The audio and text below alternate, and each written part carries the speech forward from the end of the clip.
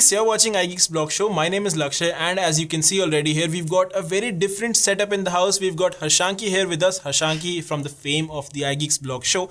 If you haven't checked out the iGeeksBlog show already, what are you doing with your life? Go and check it out right now. But wait, not right now. Watch this video because this is a very special video we've got here. As you've already seen from the title, we're going to be talking about how to become your own podcast star, how you can make it big by making podcasts. And that is exactly why we've got Harshanki here, because Harshanki is a podcast star from the iGeeksBlog show. Harshanki, take it over. Thanks a lot for a warm welcome, Lakshay. That's one of the best introductions I've had in the channel so far. So yeah, we do host a podcast, the iGeeksBlog show, which is an Apple exclusive podcast. And today I'm going to be having a very candid conversation. So I believe you have a lot of exciting questions from me and bring them right away. Right. So first of all, I'm going to talk about what is different in a podcast versus a YouTube video. And of course, I try and make some YouTube videos of my own. I hope you've seen my videos. So YouTube videos, as you know, there's a camera right in front of us. We have got to dress the part. We've got to look the part. We've got to behave the part. We have got to ensure that all our hand gestures, all our facial expressions, all our clothes are on point. We can't just be like, okay, I'm just going to wear some shabby clothes, sit in front of the camera and make a video. That is not how it works. You've got to be very, very careful. And of course, all of this research and everything that goes into it, well, we've already got a podcast out on how you can make your own YouTube video. So do check that out. Now, how you can make a podcast. That is what Harshanki is going to tell you. So the main difference between a YouTube video and a podcast is that, initially the length is what the primary concern is. That when you're talking about a video, you may be having hours and hours of footage, but it's all going to be very crisp and wrapped under, say, 10 to 15 minutes. On the other hand, if you're listening to podcasts, the ideal range is somewhere between 30 to 45 minutes. But then it also comes with its own pros that if it's just an audio-based podcast, and we really don't have to care about the way we dress or the way we look. We don't have to care about our hair or our nails being perfect for that matter. All we have to care about is the extensive research that we are going to give to our audience and that they'll say maybe enjoy listening to. A very good friend of mine was having this discussion. Actually, we were having quite a candid conversation about it, and I ended up telling him that podcasts should sound like someone talking to you. Right. Because most of the people, when they listen to a podcast, they're either driving or possibly working out or maybe just reading news for that matter, right? So you should feel that, okay, there's someone in the room and they are directly talking to you. Right. So that is the primary concern and the major thing that you need to be focused about while creating a podcast. And you need to have your voice modulations, the right tempo, the right pronunciations, because that is one thing you cannot mess it up. Of course, a quick thing that can be edited out from your videos and not from the podcast is that the cussing part just doesn't go away from the podcast. Right. So we need to keep it very clean while I'm recording it. Other than that, these are the differences that we know of. Right. So voice modulation is a very important part of making a podcast, and we already saw that perfect voice modulation from Harshanki here. Now, I have a few questions, of course. I am a big fan of podcasts. I listen to them quite often. Mostly while driving. So, of course, you very promptly mentioned that part. Hence proved, yes.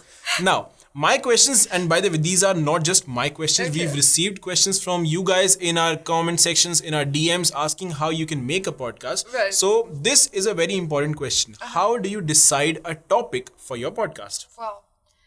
Now, see, since our podcast is an Apple extensive podcast, and Apple being the gigantic company that it is, we have a lot of rumors coming up on a daily basis, on an hourly basis sometimes before the event.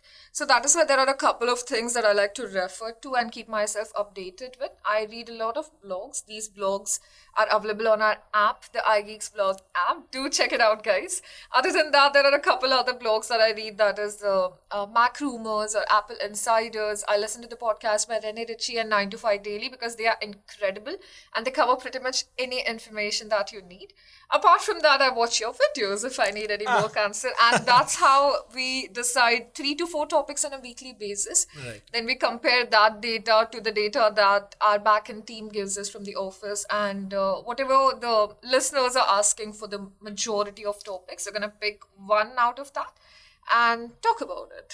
Right. So as you guys heard, we take topics that you care about because we take topics that often come from you, not just, not something that we just make up in our heads. Because our sole purpose is to communicate with you and to provide you as much information as possible. Also to learn from you, and they keep us in check, right? Regardless Right. of it being YouTube or podcast, our audience always keeps us in check. So yeah, thank you for that. All right. Now, what kind of research do you have to do for a podcast? Now, I know what kind of research I have to do for a video. I have to be really extensive. I have to make sure that I leave no stone unturned.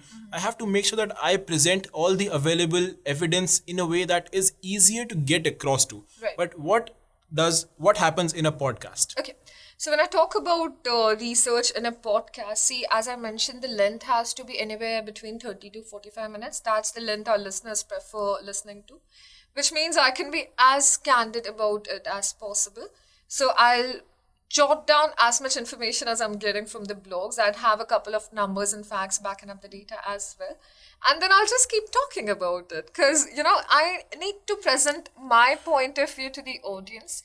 And that has to be very unbiased. Now, this is a problem that a lot of us have at times that, okay, I'm going to be revealing a secret here, but I hope our bosses are not listening to this, like fingers crossed. But sometimes how we don't agree to a couple of features or releases that Apple has. Yeah. And being an Apple-only podcast, we gotta cover them and say good things about that. But that is not something we do in the podcast because we need to be unbiased for you guys. Right. And that is where we just, gather information and then draw our own conclusions, and that is what we convey to the audience. I mean, unbiasedness is of course also important while Very making important. a YouTube video, not just for a podcast. Yeah, Let me just of course, clear that up right too. there. I mean, that too. Okay, now you've done your research. You've done your... Yes, I have. But there's one thing I'd like to add on to it. Right. Guys, don't forget to check out subreddits, okay? Reddit is super cool. You get all the rumors from there. You'd also get very nice discussions and you'd meet some of your best friends out there. So if you want any rumors from Apple, forget all the blogs that I mentioned for once. Forget even us for that matter. Subscribe to a couple of subreddits and just check them out. Yeah, okay, maybe not forget us. Yeah, don't forget us. We're here to give you great content. Do not forget us. All right. Reddit is a gold mine of information. Do not forget about Reddit at all. All right. And that brings me to my next question. You've done your research. Right. You've decided what topic you're going to cover. How do you make the podcast? What kind of equipment do you need to, just sit there and speak? Do you just use your mic in your smartphone, or do you use something else? What kind of things do you need? Right. See, before I get into the technicalities of a podcast, there are a couple of softwares and a couple of hardwares involved to curate the right podcast. The major thing that is really important is to record your content in a soundproof studio. If the soundproofing is not correct, no one wants to listen to your voice because, again, these days, the headphones that we're using or the AirPods that we're using have tremendous audio quality. Right. And if you have, say... Shout out to Apple. Yeah, shout out to Apple, of course. And if you have AC's noise or someone laughing on the outside disturbing, then people probably would stop listening to you. But if you guys are trying to record a podcast, say at home, then what you can do is just cover your head up with a blanket. That is the right amount of soundproofing. Or maybe try yourself getting into a black room for that matter. I believe that absorbs a lot of sound waves as well. So it prevents the room from having a lot of disturbances, external disturbances. Now coming to the technical details as you asked, I mean, since I wanted to show you guys which is the mic that I record with, which you may have noticed if you watch our videos, please add a couple of links there. Of course. All the links in the description. Thank you. Ta-da! It's a Blue Yeti mic. It's available on Amazon. It's a condenser mic. Now, a condenser mic is something that is going to cut down and remove a couple of unnecessary noise. So if you notice, maybe during the wee hours of the night, you're sitting by yourselves and you can you can listen to your breathing voices and things like that. So this is something that captures this extensively so that the editors can, cut it out when they're editing it. And it prevents our users from a lot of unnecessary breathing noises. Because that's not a good thing if you're breathing noises and the S's and the R's that come when you roll your tongue. Oh, yes. That's not a good sign. That's not a good microphone if it captures all of that and just spews it out in your podcast. So this is why having a condenser mic is extremely important. Now you may wonder, for listeners who want to start their own podcast, that there are mics, there are caller mics available and a lot of other mics that those news reporters also use, the pocket ones. But no, don't use them if you're trying to record a podcast. A condenser mic is what you're looking for. Condenser mics may be expensive. I guess the lowest variants would start somewhere between 7,000 to 10,000. That is $100 to $150. Right. But it is a long-term investment, so make sure you get one. This baby right here costed us 32,000 when we bought it. But, well, as long as you guys are happy with the final output, I mean, we're going to buy probably more expensive mics out there. Apart from this, our podcasts are edited and recorded using Adobe Audition. That is a software we have been using, thoroughly sticking to. Although I have to clarify and specify this, whatever you guys are listening to is the natural voice. We don't auto-tune our voices. No auto-tune, guys. All natural. This is how we sound in real life as well. But the editing softwares are used so that it removes a couple of background noises or maybe some fumbles that I occasionally do while recording the podcast, and the S's and R's that Lakshya was just talking about. So this combined with a little bit of a video setup, because we're also experimenting with video podcasts lately. So the same setup that this man is using, we cover that up. We kind of steal it from him when we have to do a video podcast. It's okay. It's okay. I'm a pretty generous guy. I appreciate that, actually.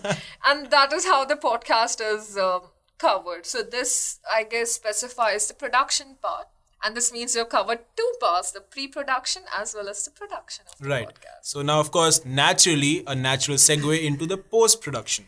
What happens when the podcast is recorded? Okay. So when we record the podcast, what happens is that we have, okay, I talk a lot while in front of the camera because being... No surprises.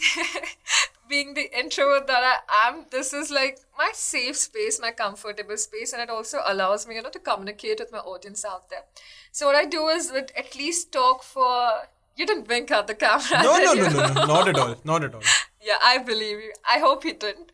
But yeah, coming back to the point. So I keep talking to it for anywhere between 45 to 60 minutes. Now that is a lot. That's a lot, I know, right? And our editors are really one of the best people I've found in the studio, to be honest. Good guys. Yeah, shout out to our editors because they listen to all the things that we have blabbered and they edit out, bring into the appropriate length, send it for reviews and approvals. Then we give our suggestions to them. And then after the final approval, the episode is scheduled to go live on every Wednesday in the afternoon.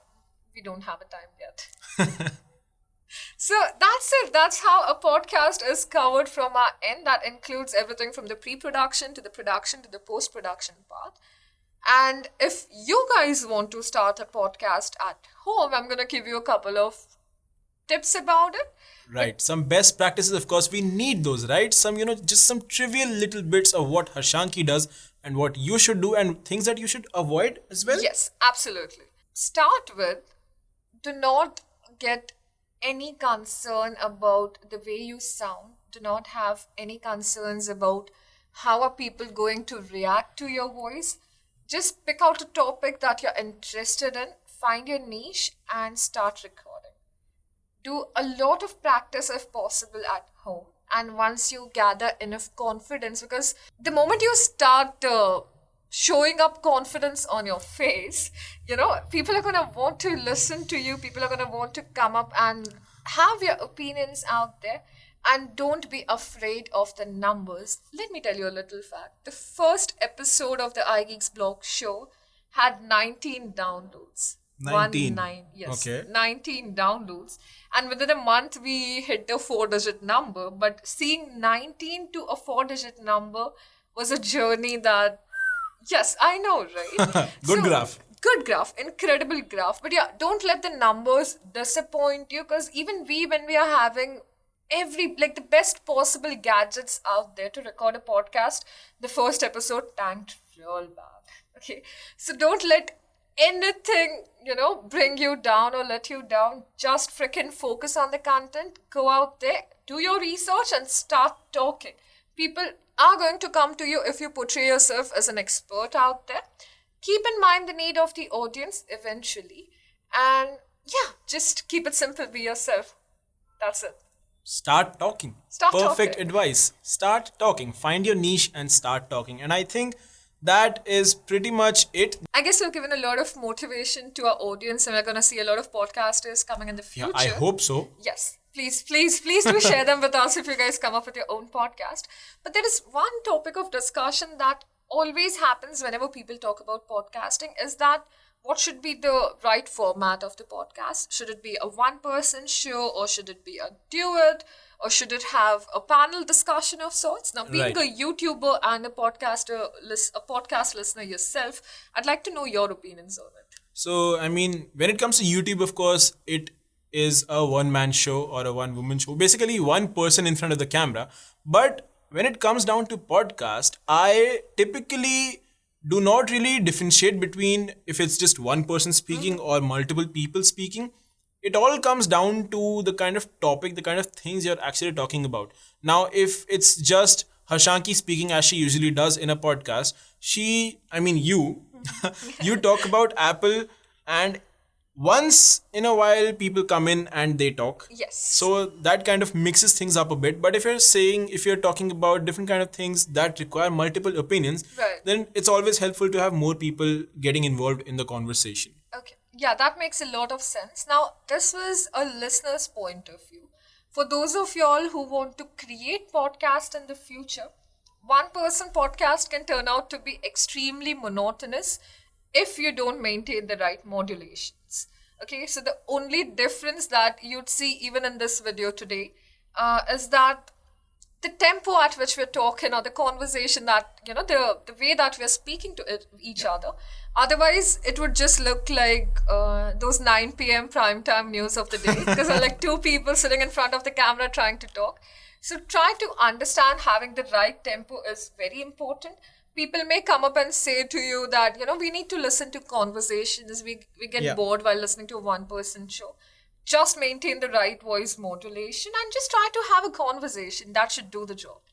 So some great insight there by Harshanki, and thank you so much for letting us know how we can all start our own podcast. Pleasure. And like we mentioned before, if you do start your own podcast, do let us know in the comments down below, and we'll surely tune into your podcast as well. And hopefully leave a review for you, just like you can leave a review for us on Apple Podcasts for the iGeeksBlog show. I want to learn something from you. Sure. Tell me, how do you end your videos? Because we have a very lengthy end to the podcast. Like we have like the intro hook and the outro of our podcast. Yeah. What's your outro? And before that, thank you for having me and giving me this opportunity. Of course. I would be more than happy to answer to any queries that we have. He would be more than happy to answer to any queries. But coming back to the outro, teach me how you do your outro. So my outros, I usually just make sure that they're simple, they're short and quick.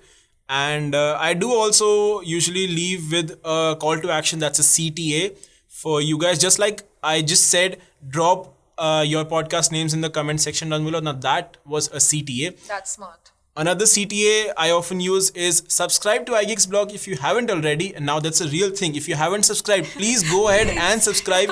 Hit that bell icon, turn on all notifications for all our videos, because you're going to be missing out on a lot of great content if you do not do that.